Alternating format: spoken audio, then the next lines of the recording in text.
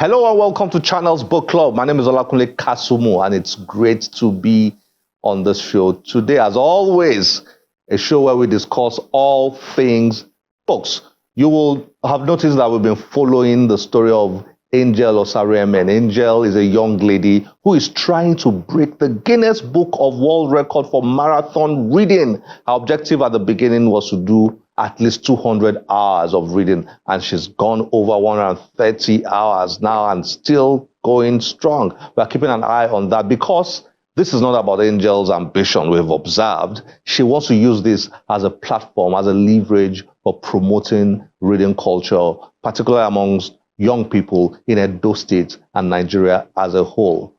What a vision. Fantastic, considering everything Edo State has gone through over many years. Unfortunately, young people, young ladies particularly, being taken overseas for reasons nobody is proud of. Now, people like Angel are coming out and doing things like this to promote the reading culture.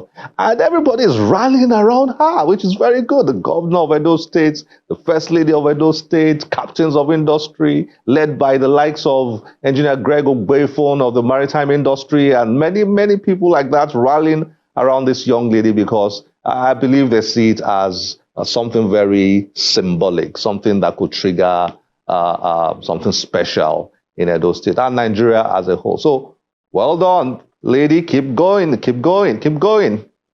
Well, I've got a book here with a fascinating title. Many years ago, a man called John Hawkins was a slave trader, an English slave trader. He came here, took people away, turned them into slaves in the Americas. Remember, we had over 400 years of the transatlantic slave trade. A lot of people don't know that over 4 million people were taken from this place that we now call Nigeria. That's apart from other places in Africa. I mean, this place that we now call Nigeria, over 4 million of our people were taken away to become slaves in the Americas. Did you know that? That's a bomb. That's big news. That's something we should study, we should research, find out what are the implications of that, and so on. Anyway, Hawkins went with slaves, and the Queen of England, Queen Elizabeth I, was happy about that venture, and she saw that it held a lot of potential profits for her and for England. So she dived into the business of slave trade. She gave John Hawkins a ship. She leased a ship to him for his second expedition. Now, that second expedition was very successful and made Queen Elizabeth I a lot of money and effectively made slave trade official in England. And England became the greatest slave trader in the whole of Western Europe and the world. Now, that ship she leased to John Hawkins was named, guess what? Jesus of Lubeck. And from there, Dele Ogun, our guest for today, came up with the title of his fascinating book titled A Slave Ship Called Jesus.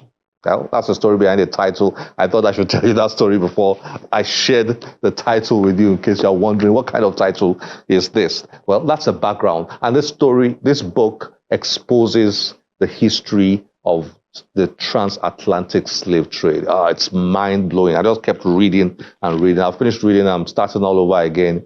It's mind-blowing. Well, let's get to meet with Dele Ogun and then dive into this book of his, A Slave Ship Called Jesus. Enjoy this. Dele Ogun is a historian, publisher, lawyer, speaker, and author. Ogun, who is the convener of the Fatherland Group, is an alumnus of London Metropolitan University, the Chartered Institute of Taxation of England and Wales, and the London School of Economics and Political Science. He is the author of several books, including A Fatherless People, Oyibo Came to Africa, Ostrich Nation, and The Law, the Lawyers, and the Lawless. 50 Years of Britain, amongst others. Obi joins Channel's book club to discuss his latest book, A Slave Ship Called Jesus.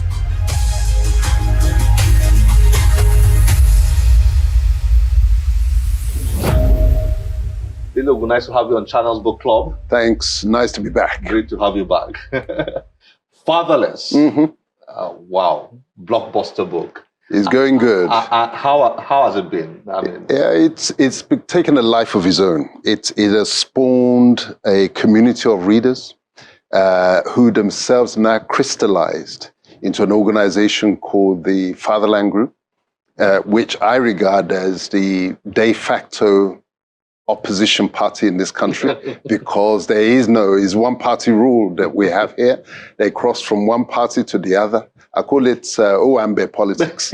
There's no ideology separating them. So there's a party over here and then there's a party over there.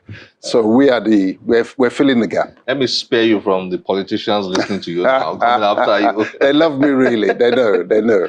Okay, but I mean, you are essentially not a politician. No. A lawyer, and I dare say primarily a historian. I mean, that's your passion. That is what I've become. It's a metamorphosis. Yeah. And you seem to be on a mission to help our people understand their story. Absolutely. The creation of Nigeria, what led to the creation of Nigeria, and how that history connects to our current day realities. So very true. Is that correct? That is correct, because you see, we know we have a problem, and we've been trying to solve that problem for how long now? Our generation, here's the gray hairs between ourselves. I'm a young man. Our fathers tried before them, and still the problem remains unsolved. You can't solve a problem until you understand it. We've skipped the learning exercise that precedes and must precede a solution. If you jump the understanding and say, we know it, we're going to move on to the solution, you will fall, you will stumble, you will collapse, which is what has been happening. So we've got to retrace our steps. And that means understanding the genesis of this Nigeria story. Not even from 1900, you've got to take it from the roots. And so that is the exercise that I've taken upon myself to say, help our people to understand it. Others will come with the solution. I think I've got part of the solution, but a real solution will be implemented by others. But the void, which is the understanding, especially in a country where they decided not to teach history. And we're almost like, in the context of history, we're like free-range chicken. Whatever you find is what you consume. So as a result, there's a lot of propaganda, there's a lot of gossip, there's a lot of beer parlor gist, rather than structured learning. And if we can all get onto the same page in terms of the understanding, then the solution becomes so much easier. Well, I mean, there's a lot to talk about that. But since our focus is primarily on this, your new book, with a very interesting title, A Slave Ship Called Jesus. You know, when I first saw this book and I considered us featuring it, I said, I hope I won't get in trouble with viewers. I mean, considering, of course, for obvious reasons. It is hard hitting. Yeah, a slave ship called Jesus. Why this title and what motivated this book? I would like you to introduce it to viewers and then we dig in. Yeah, I mean, as far as the title is concerned, I was just minding my own business. I was just, as any educated African should, seeking to teach myself about what happened in that trade. What was it all about? How did it start? By trade, you mean the slave trade. Transatlantic slave The transatlantic slave trade. How did it start? What was going on? And it's in the course of research that you come across certain factual details. And finding that one of the ships was called Amazing Grace. Another one was called a slave ship. It was called, the Jesus of Lubeck. Now that hit me hard. Given that I was raised in a Christian setting, I was struck by the fact that this evil trade, this where you ship people out of their continents, you wrench them out of their environment, you shove them into the boat, chain them down, you sail them across the oceans onto these plantations where they're often worked to death systematically. And these ships can be called the Jesus of Lubeck. Religious names. Religious names. Mm-hmm. And what's especially when you consider that this was a time when Christianity was very strong in Europe, such that attendance in church was compulsory. It's not like now they don't go to church. It's our people who are all running to the church. They don't go. But then their approach to church was as our approach is now. And just imagine us in this era, assuming the trade never happened, and assuming we were the ones going to initiate the trade. And the ship, we say, is going to be called the Jesus of Lubeck, the grace of God. How does that happen? So ships used to take human cargoes from here to the Americas and so on were labeled grace of God, and then of course Jesus of Lubeck. Yeah, that's where your title. That's where they gave me the title. They gave me the title. Interesting. We'll dig into this. I mean, we don't have so much time, but we'll try. Do you think that not enough is known about our slave trade history? And what's the danger of this ignorance? We certainly do not know enough about this very vital period in our existence. This was 3 centuries. This was the 1600s to the late 1800s. About 400 years. About 400 years. That is a huge chunk of one's civilized existence not to know anything about. And in contrast, China, who we try to say we want to aspire to be, they are so versed in their history. Every aspect of Chinese. The Chinese. Every aspect of their history. They have a concept called the 100 years of national humiliation. So they soak themselves in the understanding and knowledge of what happened, because that's a key part to how you got to where you are. But if we say it all happened a long time ago, it means that the events that happened then, we're not able to recognize them in our present.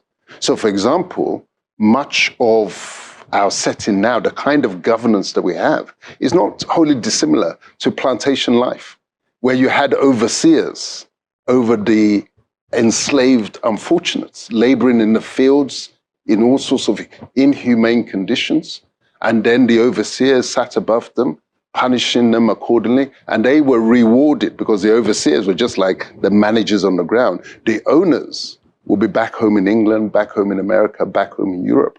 So you see that relationship, you could almost transpose it to what we have now in terms of what we call governance. And that's because we haven't studied the past. We can't recognize that in reality, what we call democracy today is almost like plantation. It's just slight redecoration, but substantively much the same. Interesting. A slave ship called Jesus is basically the story of the transatlantic slave trade. Yes. In many ways. Yes.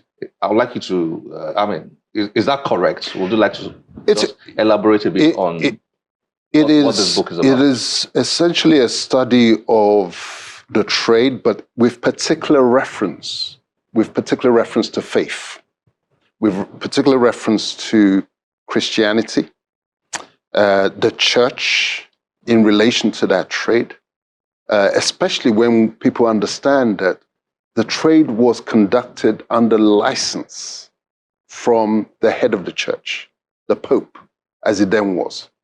Until England now initially, England was not party to that trade. They became the league champions. It was initially Spain. It was initially Spain and Portugal. And Portugal, because Spain was the lead Catholic country. And Yeah. you could only get into the trade under license from the Pope. He gave licenses for people to come to this part of the world, take people, and then go and sell. Yes. So basically, it was a business. That needed licensing. It was a commercial enterprise. It was controlled. And the book explains how the British now got into the trade, which was the creation of the Church of England.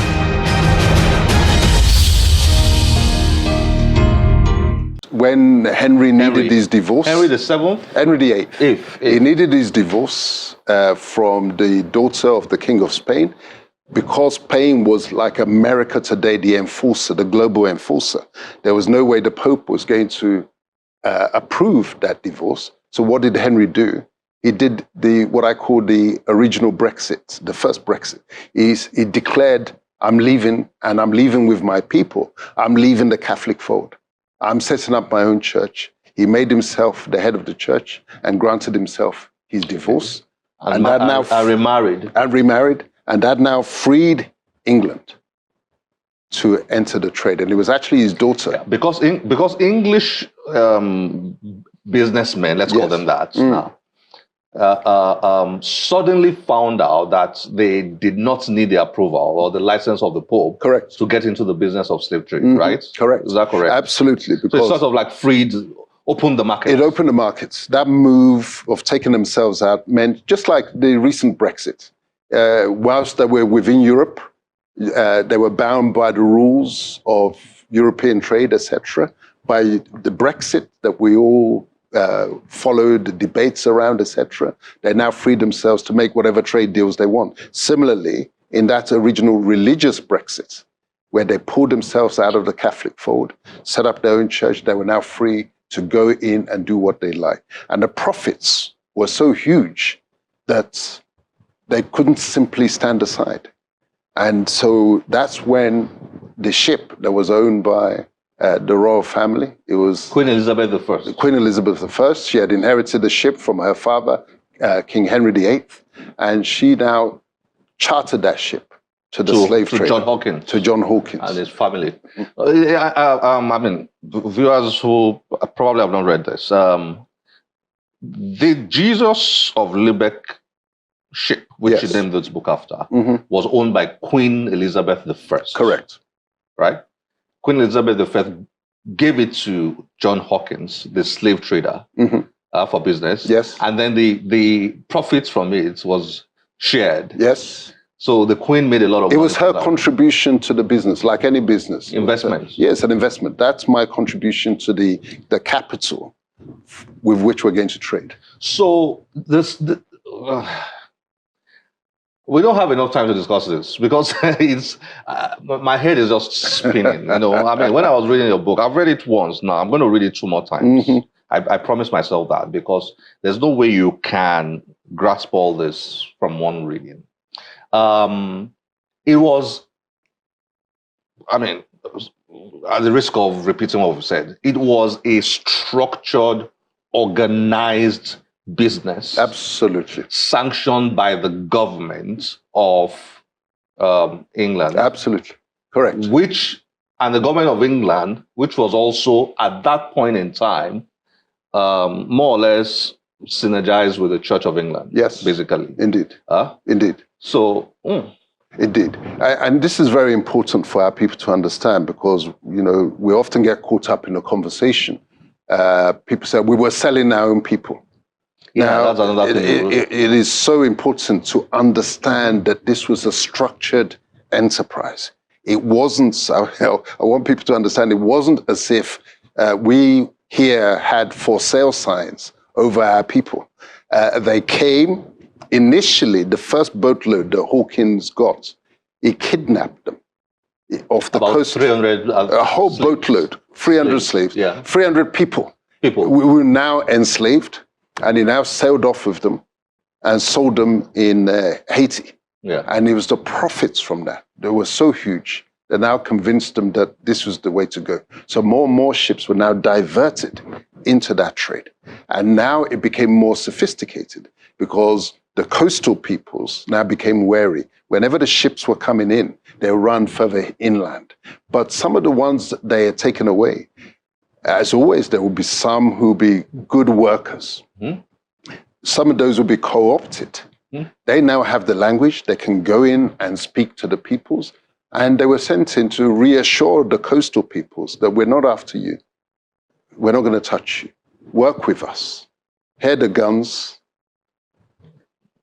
Gin, rum, gin, guns. So you argue that, this thing about, our people, if our people had not been involved in selling their own brothers, nothing would have happened. So you argue that that's not accurate. Yes. You argue that they were manipulated, right? They were coerced to get into the business. Absolutely. That's your argument. Absolutely. I mean, it's a nonsense narrative that was spun that we ran with because we had not done our own research. Well, what became interesting was that when abolition came, and the book explains the real reasons for abolition, that it wasn't a change of hearts, it was a change of thinking. And it was a change of thinking forced upon the slavers by the Africans who had revolted, in particular in Haiti. It was the Haitian Revolution that now made it clear that they can't sustain the trade any longer. And that's when they started thinking of abolition. And in the course of the abolition debates, because they didn't, those who were profiting from the system, because any political system has winners and losers, those who were profiting from the system weren't going to roll over and say, you take my daily bread away. They were resisting, they were holding on. And so the arguments in Parliament were actually very revealing. One side arguing that it's evil, it's got to go, etc. The other one says, no, we need it, it must continue, etc. And in the course of those exchanges, evidence spills out as to how the trade was really being instigated. And I remember one of the prime ministers who said that it is we who are instigating the trade. It is we who have the demand. It is we who supply the weapons for them to go and fight other groups and capture them, and in order to supply our needs. There are so many angles to your... Look, I really enjoyed reading your book. I'm glad. I mean, because I love history, there's so many angles. Catholicism, Protestantism, there's that angle of a lot of us don't realize that these two religious concepts, faiths, I don't know, faith, you can't say faiths, anyway. Yeah. That they are, sorry, just on a light note, that they were interwoven with the politics. Oh, yes. Of those days. Yes. There was no difference between states and religion at a point in time. That happened later on, yes, particularly in England, but they were interwoven. And so I enjoyed learning about that in your book. I enjoyed the history of England, which I think every Nigerian should know. Because if we don't understand the history of England, we may not fully understand the story very well. I enjoyed that part of your book. I enjoyed the connection, just seeing that, all the blacks in Haiti and Jamaica and all that. The other day I was in a vehicle and I saw there was a black taxi driver driving, and I said, you and I might be family. I don't know. And this was in the US. Yes. I said, you and I might be family. And he said, how? And I told him a bit of the history of slave trade. And he said, oh, wow. It was one of the points that I was keen to get across, that there's a disconnect between the Africans that were taken away and those of us who remained. And one of the things I wanted to do was, rather than call them Jamaicans and call them Haitians, you see that I adopted the style of calling them the Africans in Haiti, the Africans in Jamaica, the Africans in America, the Africans in Barbados. It's because that is the reality. That's a reality. That is the reality. And I wanted to sort of nip in the bud that attitude that was developing amongst those of us who were fortunate to remain, whereby we look down upon those people. We despise them, as if to say that these were lesser peoples, whereas it would any of us, and indeed many of our lines will be, you find if you trace it, you'll find kith and kin amongst those who were taken away. So I needed to create the bridge, but in the process also teach our people the vital history, which includes the history of Britain, I should say.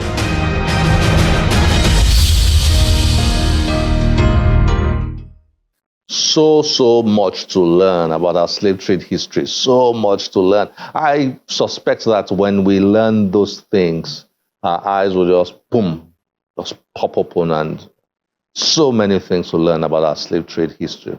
Well, this is where we have to end the show today. As always, we'll be delighted to get your feedback through any of our social media platforms displayed on your screen. My name is Olakunle Kasumu. Remember, one great book can change your life. Bye-bye.